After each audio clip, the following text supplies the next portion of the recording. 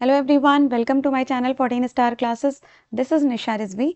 तो आज की इस क्लास में हम लोग आपके बीएड फर्स्ट सेमेस्टर के फर्स्ट पेपर जो philosophical and sociological perspective of education है, इसके इंपॉर्टेंट क्वेश्चंस को हम लोग कवर करेंगे। बेसिकली आपकी ऑल यूनिट्स को मिला करके 18 मोस्ट इंपॉर्टेंट क्वेश्चंस कहें या टॉपिक कहें जिनको आप पढ़ लेंगे तो आपके 80 आउट ऑफ 80 पूरे के पूरे आंसर्स उसमें आपके मिल जाएंगे।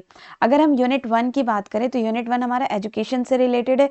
इसमें अगर आप ये पढ़ लें कि व्हाट इज़ एजुकेशन यानी कि शिक्षा क्या है और उसका नेचर और कॉन्सेप्ट एक्सप्लेन करना है।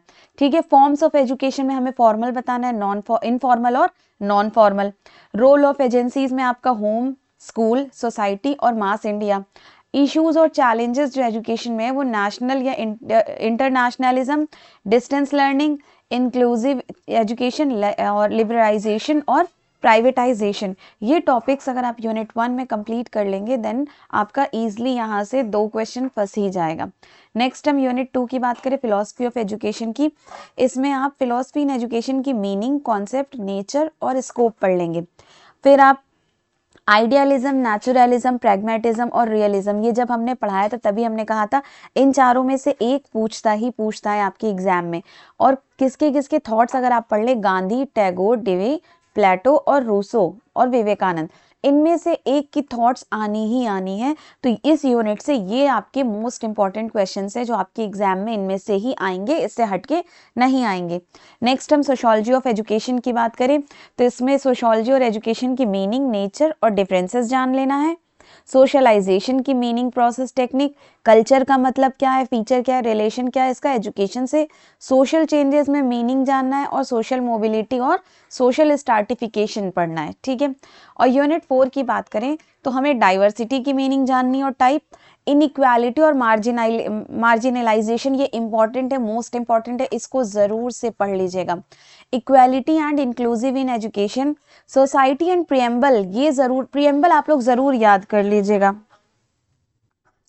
और आपका role of education in promoting equity and inclusion, ये आपके चारों यूनिट के मोस्ट इंपॉर्टेंट क्वेश्चन है। अगर आप इतना 18 क्वेश्चन को प्रिपेयर कर लेते हैं तो आपके एग्जाम इन्हीं के अंदर से ही आएंगे।